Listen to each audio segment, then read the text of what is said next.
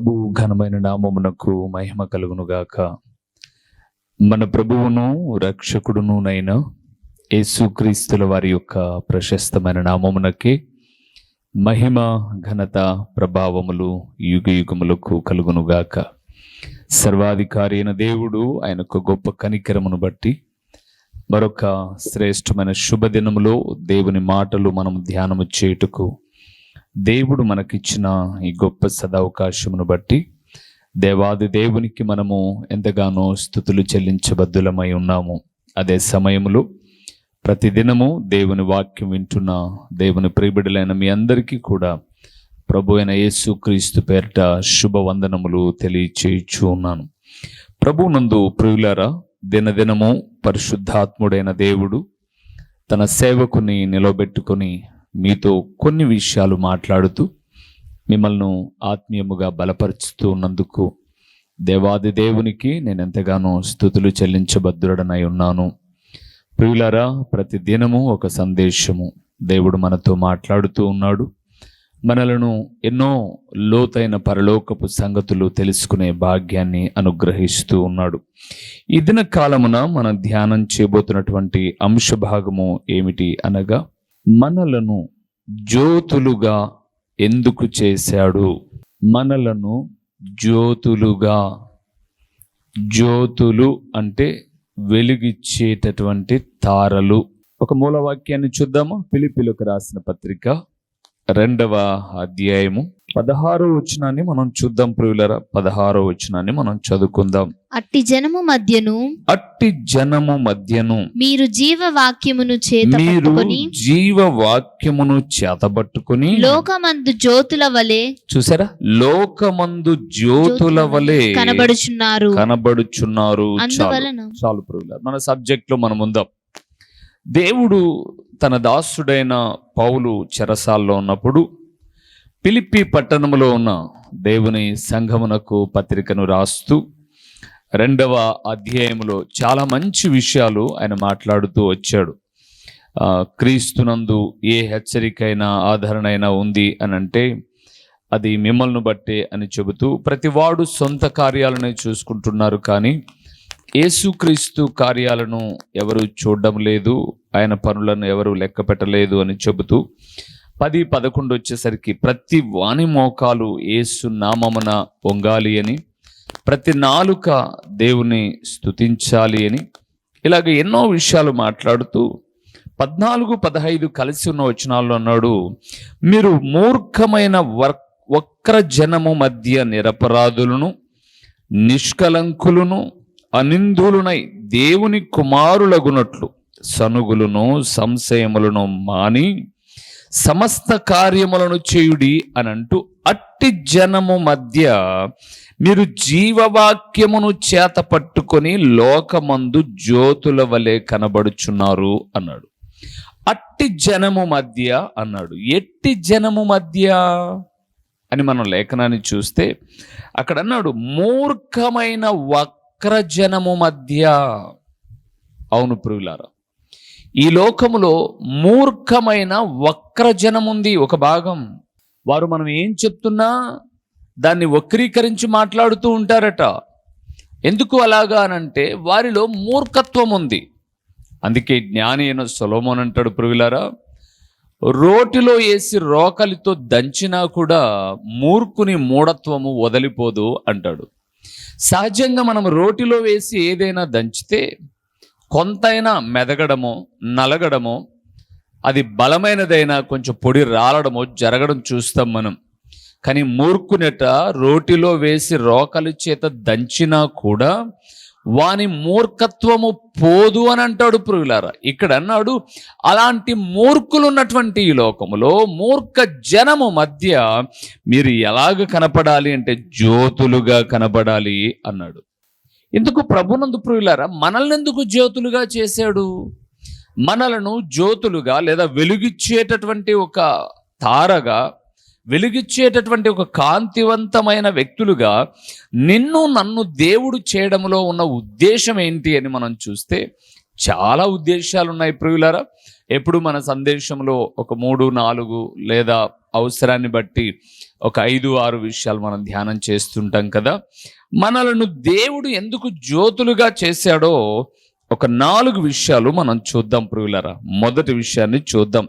ఆదికాండము 1వ అధ్యాయము చాలా చక్కటి మాటను అందులో 14-15 వచనాల్లో రాయబడి ఉన్నాయి. ప్రతి చోట నేను చదివించే ప్రతి చోట జ్యోతిని చేయడంలో దేవునికి ఉన్న ఉద్దేశాన్ని ఏంటో తెలియచేస్తాడు. చూద్దాం 14-15 వచనం. దేవుడు పగటిని రాత్రిని వేరుపరచునట్లు ఆకాశ విశాలమందు జ్యోతులు కలుగునుగా కానియు అవి సూచనలను కాలములను దిన సంవత్సరములను సూచించుటకై ఉండుగా కనియు భూమి మీద వెలుగిచ్చుటకు అవి ఆకాశ విశాలమందు జ్యోతులైయుండుగా కనియు పలికెను. ఆ ప్రకారం ఆయను. చాలు ప్రియులారా, మొట్టమొదటిదండి జ్యోతులను ఎందుకు చేశాడు అని అక్కడ మనం చూస్తున్నప్పుడు 14-15 వచనంలో రాయబడిన మాట ఏంటంటే అది వెలుగిచ్చుటకు అన్నాడు ప్రియులారా. అవును, జ్యోతిని చేయడంలో దేవునికి ఉన్న ఒక ప్రాముఖ్యమైన ఉద్దేశం ఏంటి అనగా జ్యోతులు వెలుగిచ్చేవి అని లేఖనాల్లో మనం చూస్తున్నాం. అంటే వెలుగివ్వడానికి జ్యోతి అవసరమై ఉంది, అంతే కదండి. మనం అప్పుడప్పుడు ఇంట్లో చిన్న దీపం, ఒక చిరు దీపం వెలిగిస్తే ఇంటిలో ఉన్న చీకటి అంతా కూడా పారిపోతుంది. అది మనం ఎరిగిన వారుగా ఉన్నాం. ఇంటిలో ఉన్న చీకటి బయటకు వెళ్ళిపోవాలి అని అంటే, లేదా అది పారిపోవాలి అంటే ఒక చిరు దివ్యను వెలిగించాలి. అలాగే ఈ భూమి మీద ఉదయకాలము కాగానే ఒక చక్కటి వెలుతురు సూర్యుడు తీసుకొస్తున్నాడు అని అంటే అది వెలుగుటకు, అందుకే రాయబడింది పగటిని ఏలుటకు పెద్ద జ్యోతినిగా సూర్యుని, రాత్రిని ఏలుటకు చిన్న జ్యోతిగా చంద్రుని ఆయన కలుగు చేశాడు అన్నాడు.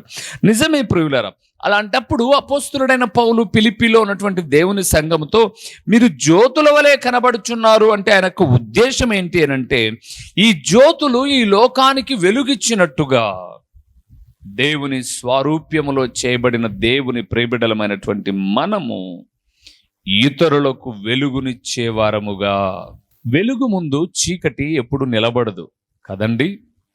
సో దేవుని ప్రియబిడ్డలమైన మనం కూడా ఒక పరిశుద్ధమైన జీవితాన్ని జీవిస్తూ ఇతరులకు మార్గదర్శకంగా ఆదర్శపరంగా ఉండడానికి వెలుగిచ్చే జ్యోతులం మనం. ఈ భూమిని లేకపోతే అందున సమస్తాన్ని వేలడానికి కలుగు చేసినటువంటి సూర్య చంద్ర నక్షత్రాదుల కన్నా మనము నిరంతరము వెలగవలసిన జ్యోతులం ప్రియులారా. అందుకే యేసు ప్రభుల వారు మొట్టమొదటి ప్రసంగాన్ని చేస్తున్నప్పుడు మత్తయి రాసిన సువార్తలో అద్భుతకరమైన మాట మాట్లాడాడు. చూడండి ప్రియులారా, మత్తయి రాసిన సువార్త 5వ అధ్యాయము 14-15 2 వచనాలు కూడా చూద్దాం. మీరు లోకమునకు వెలుగై ఉన్నారు. కొండ మీద నుండి పట్టణము మరుగై ఉండనేరదు. మనుషులు దీపము వెలిగించి కొంచెము కింద పెట్టరు కానీ అది ఇంట నుండి వారికందరికీ వెలిగించుటకై దీపస్తంభము మీదనే పెట్టుదురు. ఇక్కడ అన్నాడు దేవుడు మాట్లాడుతూ మనతో, మీరు లోకమునకు వెలుగై ఉన్నారు అన్నాడు. ఏంటి వెలుగు? మీరు తర్వాత చదువుకోనండి. ఎఫెసీయులకు రాసిన పత్రిక 5వ అధ్యాయం 9వ వచనంలో వెలుగు యొక్క ఫలాలను అక్కడ వివరిస్తూ వస్తాడు. ఇంకా మీకు అర్థం కావడానికి ఇదే ప్రభుల వారు చెప్పిన మొట్టమొదటి ప్రసంగంలోని 5వ అధ్యాయము మత్తయి సువార్త 14, 15, 16 కూడా మీరు చూస్తే మీ సత్క్రియలే అంటే మీరు చేసే మంచి పనులే లోకానికి వెలుగిచ్చేవి అన్నాడు. అవును ప్రియులారా, దేవుడు మాట్లాడుతున్నాడు.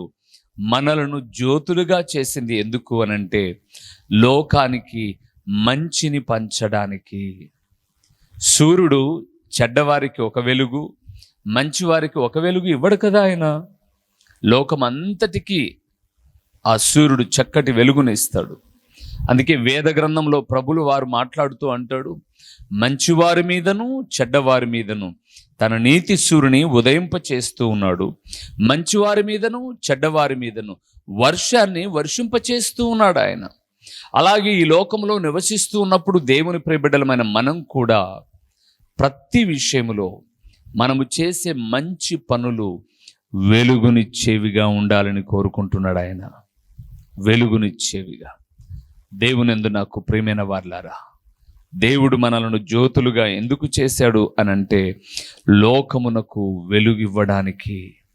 అందుకే అక్కడ అన్నాడు, మీరు దీపము వెలిగించి కొంచెము, అంటే మంచం కింద పెట్టరు కదా, అది ఇంట నుండే వారు అందరికీ వెలుగు ఇవ్వాలని దాని ఒక స్తంభం మీద పెడతారు కదా. దానికంటూ ఒక చిన్న స్థలాన్ని ఏర్పరిచి అది ఎక్కడైతే పెడితే ఇంటంతటికి వెలుగిస్తుందో అక్కడ పెడతారు. ఇంట్లో కూడా ఒక లైట్ బిగించుకునేటప్పుడు మనం ఎక్కడ బిగిస్తాం? మనం చూడండి, ఇంటంతటికి వెలుగు రావాలని, ఇదిగో ఈ కార్నర్ పాయింట్లో ఇక్కడ బిగించండి లైటు అని అడుగుతాం. అంటే ఒక లైట్ ఇంట్లో బిగించుకున్నప్పుడే, వేసినప్పుడు ఇల్లంతటికి వెలుగు పంచాలి అనంటే, దేవుని బిడ్డలమైన మనము లోకమునకు వెలుగై ఉన్నాము అనంటే మనము నివసించే ప్రతి చోట మన చుట్టూ ప్రదేశాలకు వెలుగు పంచాలి. అందుకే ఇశ్రాయేలులు దావీదుని గురించి ఒక మాట అన్నారు చూడండి. సమూయేలు 2వ గ్రంథము 21వ అధ్యాయము 17వ వచనాన్ని మనం చూద్దాం ప్రియులారా. 17వ వచనాన్ని చూద్దాం. సెరూయా కుమారుడైన అబీషై రాజును ఆదుకొని ఆ ఫిలిష్తీయుని కొట్టి చంపెను. దావీదు జనులు దీని చూచి ఇశ్రాయేలీయులకు దీపమగు నీవు ఆరిపోకుండునట్లు నీవు ఇక మీదట మాతో కూడా యుద్ధమునకు రావద్దనిది. చాలు ప్రియులారా. ఫిలిష్తీయులతో యుద్ధం చేయడానికి దావీదు తన సైన్యముతో వెళ్ళాడు. దావీదు వృద్ధాప్యంలోనికి వచ్చాడు. ఆ యుద్ధంలో వృద్ధాప్యంలో ఉన్నటువంటి దావీదు సొమ్మసిల్లిపోయాడు, అంటే బలహీనమైపోయాడు. అప్పుడు రెఫాయుల సంతతి వాడగు ఇప్షేబెనోబా అనే ఒకడు ఒక పెద్ద ఈట తీసుకొని, నేను చంపుతాను రాజును దావీదును అని వస్తూ ఉన్నప్పుడు, అబీషై అనబడే చెరుయా కుమారుడైన అబీషై అనబడే అతను రాజును ఆదుకొని, పడిపోకుండా రాజును ఆదుకొని, ఎవడైతే రాజును చంపడానికి వచ్చాడో వాని చంపాడు. చంపుతూ దావీదుతో అంటున్న మాట ఏంటంటే, రాజా, ఇశ్రాయేలులకు దీపమగు నీవు ఆరిపోకుండునట్లు ఇక మీదట నువ్వు యుద్ధానికి రావద్దు. నువ్వు చెప్పు, ఎక్కడికి వెళ్ళమంటే అక్కడికి వెళ్ళి మేము విజయాన్నో యుద్ధమో చేసి వస్తాం మేము, కానీ నువ్వు రావద్దు. ఎందుకంటే వయసు పైబడింది రాజా. నువ్వు పోయావు అంటే నువ్వు చనిపోయావు అంటే ఇశ్రాయేలులకు దీపం ఆరిపోయినట్లే. ఇంట్లో మనం బాగా చక్కగా ఉన్నటువంటి అన్నం తినే సమయంలో బాగా కారు చీకట్లు దీపం మారిపోయింది అనుకోండి, ఎంత ఆతృత పడిపోతాం మనం. ఈరోజు అంటే సెల్ ఫోన్స్ వచ్చి వాటిలో టార్చ్ లైట్స్ ఉన్నాయి కాబట్టి టక్కన ఆన్ చేసుకోగలుగుతున్నాం. కానీ పూర్వపు దినాల్లో ఆరుబయట కూర్చొని వెన్నెల్లో తినేవాళ్ళు. దీపము లేకపోతే కొంత ఆందోళనకరమైన పరిస్థితి. దీపము లేకపోతే పడిపోయే ప్రమాదం ఉంది. దీపము లేకపోతే దారి తొలగే ప్రమాదం ఉంది. దేవుని బిడ్డలమైన మనము లోకానికి దీపముగా, జ్యోతిగా, వెలుగిచ్చేవారముగా, దారి చూపేవారముగా ఉండాలన్నదే దేవుని యొక్క ఆలోచన.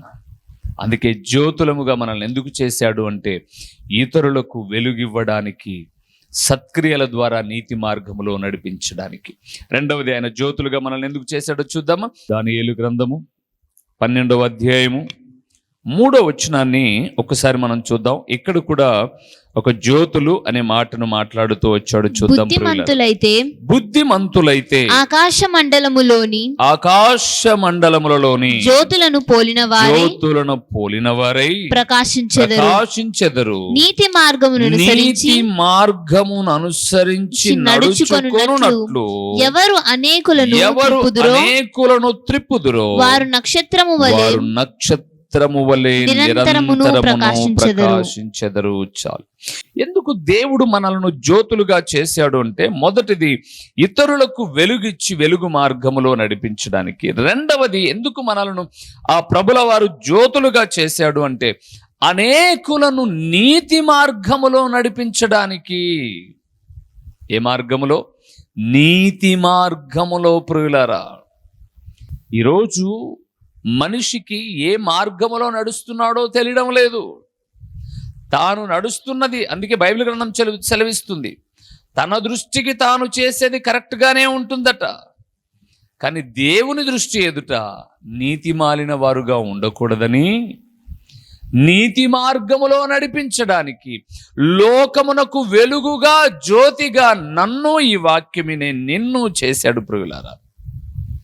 బైబిల్ గ్రంథంలో సమరయ స్త్రీ అనే ఒక స్త్రీ ఉంది, యోహాను సువార్త 4వ అధ్యాయంలో. ఈమెను గురించి ఎరుగని వారు ఎవరూ లేరు. కానీ ఈమెను నీతి మార్గములో నడిపించడానికే నీతి సూర్యుడైన నా ప్రభు అయిన యేసుక్రీస్తు వారు వచ్చి యాకోబు బావి దగ్గర కూర్చునున్నారు. ఆయన కూర్చునున్నారు. ఊరిలోనికి ఆహారం కొనడానికి శిష్యులు వెళ్ళారు. ఈమె నీరు చేదుకోవడానికి మధ్యాహ్నం పూట వచ్చింది. ఆమెను నీరు అడిగాడు. అయ్యా, మిమ్మల్ని చూస్తుంటే మీరు యూదులు, మేమేమో సమరయులము, మీరు మమ్మల్ని నీళ్ళు అడగడం ఏంటి? మీకు మాకు పొత్తు లేదు కదా, అంటే సాంగత్యాలు సహవాసాలు లేవు కదా. ఒక విధంగా చెప్పాలంటే పల్లెల్లో మాదిరి కులభావన అని చెప్పచ్చు. అని అంటే ఆయన అన్నాడు, అమ్మ నేను నీళ్ళు అడుగుతున్న వారు ఆయన ఎవరో మీకు తెలుసా? నువ్వు ఇచ్చే నీళ్లు తాగితే మరలా దాహం వేస్తుంది, కానీ నేనిచ్చి నీళ్లు తాగువాడు ఎప్పుడు దప్పిక కొనడు అన్నాడు. ఇప్పుడు ఈమెకు కులం ఏం అడ్డం రాలే. ఇంకా ఆమె అంటుంది, అయ్యా రోజు నేను వచ్చి బావి దగ్గర నీళ్లు చేదుకోకుండా ఆ నీళ్లు నాకు కూడా కొన్నివా అని అడిగింది. యేసు ప్రభు అంటున్నాడు, తప్పకుండా ఇస్తానమ్మా, నువ్వు వెళ్ళి నీ భర్తను పిలుచుకురాపో అన్నాడు. ఇప్పుడు ఆమె అంటుంది, సత్యము మాట్లాడింది, నిజం మాట్లాడింది, నాకు భర్త లేడయ్యా, భర్త లేడు. అప్పుడు యేసు ప్రభు అంటున్నాడు, నువ్వు సరిగానే ప్రత్యుత్తరం ఇచ్చావు, నిజం మాట్లాడావు. ఇప్పటిదాకా నీకు 5 మంది భర్తలుండి వెళ్ళిపోయారు, వాళ్ళు భర్తలు కాదు. ఇప్పుడు ఇంట్లో ఉన్నవాడు కూడా నీ భర్త కాదు. ఈమె జీవితంలో షాక్ ప్రియులారా, ఆశ్చర్యానికి లోనైంది. ఇదేంటి, ఈయన ఎప్పుడు నా ఇంటి చుట్టూ వచ్చినవాడు కాదు, నేను ఎవరితో సంసారం చేశానో, ఇప్పుడు నా ఇంట్లో ఎవరున్నారో అన్ని కూడా చెబుతున్నాడు. ఈయన ప్రవక్తన?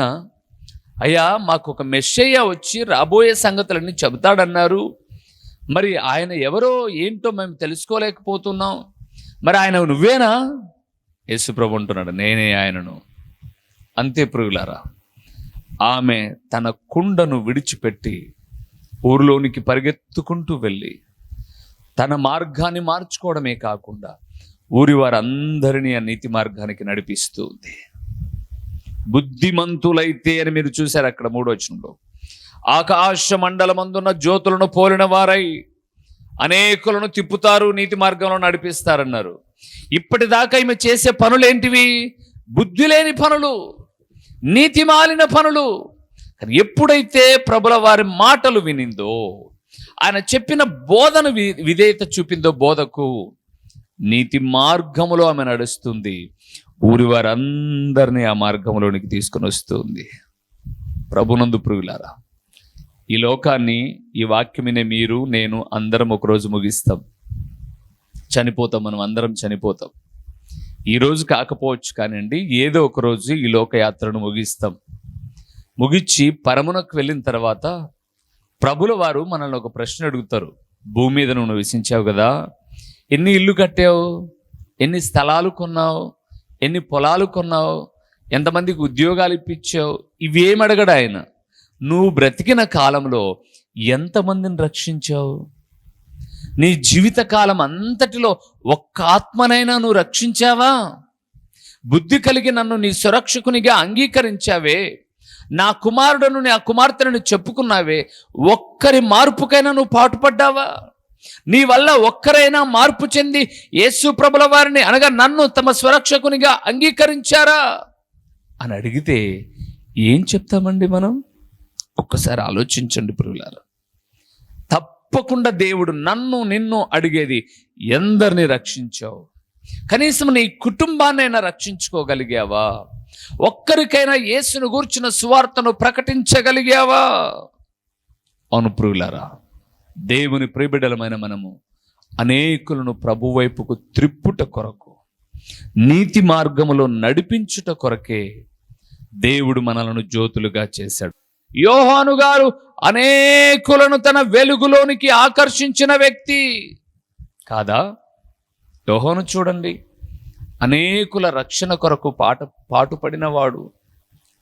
ఒంటె రోమమును ధరించుకొని ఎంత చక్కటి వైరాగ్యముతో అడవి తేనెను కొండలోని మిడతలను తింటూ, ఇదిగో లోకము అందున సమస్తపు క్రియలను ఖండిస్తూ, మారు మనస్సు పొందుడి, మారు మనస్సు పొందని వారి కొరకు చెట్ల వేరున గొడ్డలి ఉంచబడి ఉన్నది, మంచి ఫలములు ఫలింపని ప్రతి చెట్టును నరకబడి అగ్నిలో వేయబడును అని లోకానికి ఒక సువార్తను చాటి చెప్పినవాడు ప్రియులారు.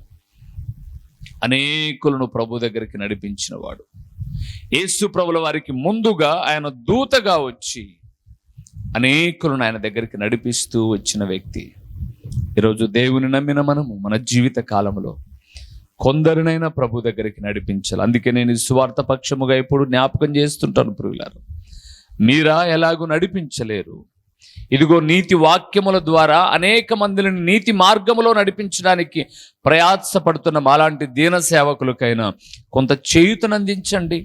ఈ పరిచర్య నిరంతరము కొనసాగుతూ మరికొన్ని ఆత్మలకు చేరుకోవడానికి, ఆత్మలు రక్షించబడ్డానికి ఉపయోగకరంగా ఉంటుంది అని జ్ఞాపకం చేస్తున్నాను. జ్యోతులనుగా మనలను చేసినది మనం లోకానికి వెలుగివ్వడానికి, రెండవది ఇతరులను నీతి మార్గంలో నడిపించడానికి, మూడవది ఎందుకో ఆదికాండానికి వెళ్దామా? చూద్దాం ప్రియులారా. ఆదికాండము 1వ అధ్యాయము 14వ వచనము. దేవుడు పగటిని రాత్రిని వేరుపరచునట్లు ఆకాశ విశాలమందు జ్యోతులు కలుగును గాకనియు సూచనలను, ఆ మాట అంటారు ప్రియులారా, అవి సూచనలను, కాలములను దిన సంవత్సరములను యుండుగాకనియు భూమి మీద వెలుగించుటకు. అక్కడ రాయబడ్డ మాట మీరు చూస్తే, అవి సూచనలను, జ్యోతులు సూచనలను, కాలములను, దిన సంవత్సరములను సూచించుటకై అని రాయబడింది.